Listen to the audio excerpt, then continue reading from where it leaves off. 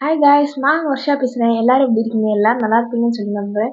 1 week எல்லாருமே பர்ஃபெக்டாக ஆல்ரைட்டாக இருப்பீங்க அப்படின்னு சொல்லி நான் நம்புறேன். ஸோ இன்னைக்கு நம்ம பார்க்க போகிற டாபிக் என்ன அப்படின்னு சொல்லி பார்த்தீங்கன்னா, நிறைய பேர் ரியல் லைஃப் இன்சிடென்ட் அமைச்சிட்டே இருக்கீங்க. இன்ஸ்டாவில் நானும் பார்க்குறேன். பட் முடிஞ்சளவு பார்த்துட்டு நான் ரிப்ளை பண்ணிட்டு தான் இருக்கேன். இந்த ரியல் லைஃப் இன்சிடென்ட்ஸை நம்ம ஒன் பை ஒன்னாக போஸ்ட் பண்ணலாம். ஸோ இன்னைக்கு நம்ம பார்க்கக்கூடிய இம்பார்ட்டண்டான டாபிக் என்னன்னு பார்த்தீங்கன்னா, பொதுவாகவே நம்மளுடைய இந்தியாவிலே பார்த்தீங்கன்னா, பர்ட்டிகுலர்லி சொல்லணும்னா நம்ம கிறிஸ்தவ மதத்தை தழுவக்கூடிய நண்பர்கள் இருப்பாங்க இல்லையா? அவங்க 666 தட் மீன்ஸ் 666 இந்த ஒரு நம்பரை சாத்தானுடைய குறியீடா கருதுறாங்க. ஏன் அப்படின்னு சொல்லி பார்த்தீங்கன்னா, இந்த நம்பரை இப்போ இன்கேஸ் என்ன பண்றாங்கன்னா, இப்போ அவங்க ஒரு வீடு போய் புதுசா தங்குறாங்க அப்படின்னா, வாடகைக்கோ இல்ல என்ன பண்றாங்க அப்படின்னா, அந்த வீட்டோட டோர் அட்ரஸ் 666 அப்படின்னு சொல்லி இருந்துச்சுன்னா அதை ரிஜெக்ட் பண்ணிடுவாங்களாங்க. அதுக்கப்புறம் அவங்க போய் தங்கக்கூடிய ஹோட்டல்கள்ல 666 அப்படின்னு சொல்லி இருந்துச்சு அப்படின்னா அதை அவங்க அந்த ஃப்ளாட்டை அவாய்ட் பண்ணிடுவாங்களாங்க. வேற ஃப்ளாட்டுக்கு போயிடுவாங்க. அந்த மாதிரி 666 சபிக்கப்பட்ட ஒரு சாத்தானுடைய எண் அப்படின்னு சொல்லிட்டு கிறிஸ்தவ மதத்துல நம்புறாங்கங்க. இது ஏன்? இதுக்கோட பின்னணி என்ன? அந்த 666 அந்த அளவு மோசமான நம்பரா அல்லது வதந்தியா என்ன அப்படின்றத நம்ம இந்த வீடியோல டீட்டெயிலா பார்க்கலாம். ஸோ வீடியோ ஸ்கிப் பண்ணாம பாருங்க. கண்டிப்பா உங்களுக்கு ஒரு ஹாரர் எக்ஸ்பீரியன்ஸ் இருக்கும். மறக்காம சேனலை சப்ஸ்கிரைப் பண்ணிட்டு பக்கத்துல இருக்க பெல் ஐக்கானை கிளிக் பண்ணீங்கன்னா ஆல்ன்ற ஆப்ஷன் வரும். அதை கிளிக் பண்ணிட்டீங்கன்னா நான் அப்டேட் பண்ற எல்லா வீடியோஸுமே உங்களுக்கு நோட்டிஃபிகேஷன்ல மறக்காம வந்துடும். அண்ட் உங்களுக்கு இது மாதிரி ஏதாவது ரியல் லைஃப் இன்சூரன்ஸ் உங்க லைஃப்ல நடந்துருந்துச்சு அப்படின்னா அதை நான் என்னோட மெயில் ஐடியும் கொடுக்குறேன், என்னோட இன்ஸ்டாவும் கொடுக்குறேன். @2006 என்னோட இன்ஸ்டாலையும் நீங்க ஷேர் பண்ணீங்கன்னா உங்களோட ரியல் லைஃப் இன்சிடென்ட்டை நானும் தெரிஞ்சுட்டு நம்ம சேனல்ல நம்ம அப்லோட் பண்ணலாம். So no further delay, let's get into the video. It's your channel Academy with Horror. 666 666 இதை சாத்தானுடைய குறியீடு அப்படின்னு சொல்லி சொல்லுவாங்க. கிறிஸ்தவ மதத்தினர் இதை சாத்தானுடைய குறியீடா கருதுவாங்க. அதுவும் நம்ம இந்தியாவில் கருதுறதுன்றது ரொம்ப கம்மி தாங்க.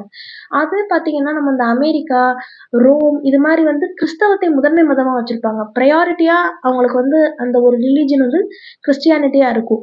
அந்த மாதிரி இருக்கக்கூடிய பீப்புள் இந்த 666 ரொம்ப பார்ப்பாங்க. நான் ப்ரீவியஸா இன்ட்ரோலே சொன்ன மாதிரியே 666 அப்படின்னு சொல்லிட்டு ஏதாவது ஃபிளாட் நம்பர் வந்தாலோ அல்லது 666 அப்படின்றத ஒரு சாத்தானுடைய நம்பராகவே அவங்க பார்ப்பாங்க.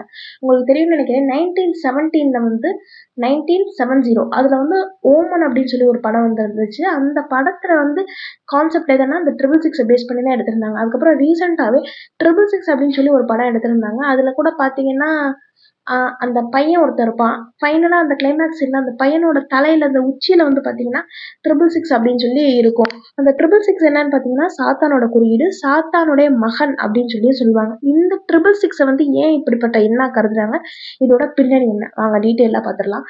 2 தரப்புல மக்கள் இத சொல்றாங்க. அதுல ஒரு தரப்பு என்ன சொல்றாங்க அப்படின்னு பாத்தீங்கன்னா, நியூரோ அப்படின்னு சொல்லி ஒரு அரசன் ஆண்டுட்டு இருந்தாரு. அதாவது நான் சொல்றது எங்க இருக்குன்னு பாத்தீங்கன்னா, பைபிள்ல கிறிஸ்து பிறந்து 2000 ஆண்டுகளுக்கு பின்னாடிதான் பைபிள் எழுத ஆரம்பிச்சாங்க. அப்படி எழுத ஆரம்பிச்ச போது chapter the revolution of Bible அது book the revolution of book அதுல 13 நம்பர் சாப்டர்ல 18வது லைன்ல இந்த 666 பத்தியும் சாத்தான் பத்தியும் குறிப்பிட்டிருக்காங்க அப்படின்னு சொல்லி சொல்லப்படுதுங்க. இந்த 666 என்ன, நியூரோ அப்படின்னு சொல்லக்கூடிய ஒரு மன்னன் ஆட்சி செஞ்சுட்டு இருந்திருக்கான். அவர் என்ன பண்ணிருக்காருன்னா, கிறிஸ்தவ மதத்தை தழுவக்கூடிய நபர்களாக இருந்தாங்க அப்படின்னா அவங்கள கொடூரமான முறையில வெட்டி கொலை செய்யக்கூடிய நபர்களாகவும், அவங்கள மதம் மாற்றக்கூடிய எண்ணத்திலே, மதம் மாற்றம்னா நீங்க சாத்தானை தான் வழிபடணும், இயேசுவையோ அல்லது மாதாவையோ நீங்க வழிபடக்கூடாது அப்படின்னு சொல்லி அவங்கள கிறிஸ்தவர்களை கொடூரமா 2ஆ வெட்டி கொலை பண்றது. அந்த எப்படி சொல்றது, நம்மளுடைய ஹிந்து மதத்துல இந்த நரகத்துல தண்டனை கொடுப்போம்னு சொல்லுவாங்கல்ல, அந்த நரகத்தை கிட்ட காமிச்சிருக்காருங்க அந்த மனுஷன். அவரோட ஃபுல் நேம் நியூரோ கேசர் அப்படின்னு சொல்லி சொல்லுவாங்க. இந்த நேம் ஞாபகம் வச்சுக்கோங்க, நியூரோ கேசர் அப்படின்னு சொல்லி சொல்லுவாங்க. எப்படி இவனை சாத்தானுடைய மகன், இவன் சாத்தான் அப்படின்னு சொல்லி பைபிள்ல குறிப்பிட்டிருக்காங்கன்னா, நியூமராலஜி படி குறிப்பிட்டிருக்காங்க. நியூமராலஜி படி ஒவ்வொரு ஆல்பபெட்டிக் லெட்டருக்கும் ஒரு நம்பர் இருக்குமாங்க.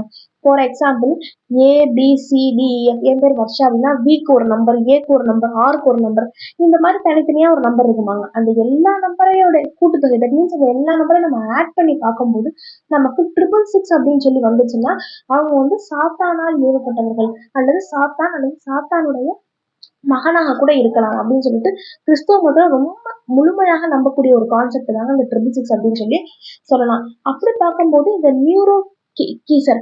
இவரோட அந்த லெட்டர்ஸ் எல்லாத்துக்குமே கரெக்டா நம்ம நியூராலஜி படி நம்பர் எடுத்து போட்டு ஆட் பண்ணி பார்த்தோம்னா வரக்கூடிய நம்பர் வந்து 666ங்க. அதுல இருந்து மேல வந்து அவனுடைய குணம் எல்லாமே வந்து கிறிஸ்தவ மதத்தை தழுவக்கூடிய நபர்களை வந்து கொலை பண்ணணும், அவங்கள வந்து மதம் மாற்றணும், அவங்க வந்து கிறிஸ்தவன்ற ஒரு மதமே இருக்கக்கூடாது அப்படின்னு சொல்லி அவர் வெறுக்கிற மாதிரியான ஒரு கான்செப்ட் தான் இந்த 666 அப்படின்றத வந்து கொண்டு வந்திருக்காங்க. ஏன் அப்படி 666 வந்து அந்த நியூரோ அப்படின்றவர் வெறுத்தாரு அப்படின்றதுக்கான எந்த ரீசனுமே வந்து கரெக்டா வந்து பைபிள்லயோ அல்லது எந்த இதுலயுமே சொல்லப்படுறாங்க. இது வந்து ஒரு தரப்பினருடைய வாதம். இன்னொரு தரப்பினர் வந்து இந்த 666 பத்தி என்ன சொல்றாங்க அப்படின்னு சொல்லி பாத்தீங்கன்னா, 666 அதாவது வந்து இந்த சாத்தானோ அல்லது நியூரோ அப்படின்ற ஒரு மன்னனோ யாருமே இன்னும் பிறக்கல. 666ன்றது சாத்தான் வரப்போறான் அப்படின்னா ஒரு அறிகுறியா தான் இந்த 666 இருந்தது அப்படின்ற மாதிரி மக்கள் சொல்லிட்டு இருக்காங்க. அப்படி இது பண்ணி மக்கள் சொல்லிட்டு இருக்காங்க. அண்ட் இந்த 666 அப்படின்றது எப்படி சொல்லலாம் அப்படின்னா, இனி வரக்கூடிய அந்த தலைமுறைகள்ல அதிகமா பாவங்கள் அதிகரிக்கும் போது அந்த 666 அப்படின்ற அடையாளம் உள்ள ஒரு மனிதன், ஒரு பையனோ அல்லது ஒரு உயிரினமோ இந்த உலகத்துல பிறக்கும். அந்த உயிரினத்தை வந்து அழிக்கிறதுக்காக அவங்களுடைய ஜீசஸ் வந்து திரும்ப வந்து அவதாரம் எடுத்து வருவாரு அப்படின்னு சொல்லிட்டு மக்கள் எல்லாமே பரிபூர்ணமா நம்புறாங்க. கிறிஸ்தவத்தை தழுவக்கூடிய மக்கள் வந்து அதிக அளவுல சொல்லி நம்பிட்டு இருக்காங்க. இது வந்து பாத்தீங்க அப்படின்னா அதாவது வந்து பைபிள் வந்து 2000 கிறிஸ்து தோன்றி 2000 காலம் கழிச்சுதான் பைபிள் எழுதியிருக்காங்க. பைபிள் வந்து முதல்ல எழுதப்பட்ட மொழி வந்து என்னன்னு பாத்தீங்கன்னா கிரேக் மொழியில தான் எழுதியிருக்காங்க. அண்ட் ரோம் நகர்ல தான் முதல்ல பைபிள் அப்படின்ற ஒரு கான்செப்டே கொண்டு வந்திருக்காங்க. அந்த மாதிரி இப்ப கிரீக்ன்றது நடைமுறையிலே இல்லாத ஒரு லாங்குவேஜ். யாருமே அந்த அளவுக்கு பேசுறதும் இல்லை, எழுத்து வடிவத்திலும் இல்லை கிரீக்குன்றது. அந்த மாதிரி இருக்கும்போது மக்கள் என்ன பண்றாங்க அப்படின்னா இப்ப உள்ளவங்க வந்து எடுத்து ஆராய்ச்சி பண்றாங்க. அமெரிக்கால இந்த மாதிரி 666ன்ற ஒரு கான்செப்ட் உண்மையா அல்லது வதந்தியா அப்படின்னு சொல்லி ஆராய்ச்சி பண்ணும்போது அவங்களுக்கு சரியான தடயங்களோ அல்லது ஆதாரங்களோ கிடைக்கல. இன்ன வரையும் ஆராய்ச்சிகள் நமக்கு போயிட்டு இருக்கதா நிறைய நமக்கு வந்து தகவல் வந்துட்டு இருக்கு. ஸோ எந்த அளவு உண்மை அப்படின்றது நமக்கு தெரியல. ஸோ உங்களுக்கு நான் வந்து அந்த நம்ம நம்பக்கூடிய அதாவது நம்ம அந்த அல்பபெட்டிக்குள்ள அந்த ஒரு இப்போ ஏன்னா 1, B0 2 அந்த மாதிரி அல்பபெட்டிக்குள்ள நம்பர்ஸ் வந்து நான் கொடுக்குறேன். உங்க நேம் என்ன அப்படின்றத மறக்காம கீழே கமெண்ட் பண்ணிட்டு உங்க நேமுக்கு என்ன லெட்டர் வருது, என்ன நம்பர் வருது அப்படின்ற அந்த கூட்டுத்தொகை வேல்யூவையும் வந்துட்டு நமக்கு மறக்காம கமெண்ட்ஸ்ல சொல்லுங்க. இந்த மாதிரி யாராவது ஒருத்தரோட வேல்யூக்கு 666 வருதா அப்படின்னு சொல்லி நம்ம செக் பண்ணி பார்க்கலாம்.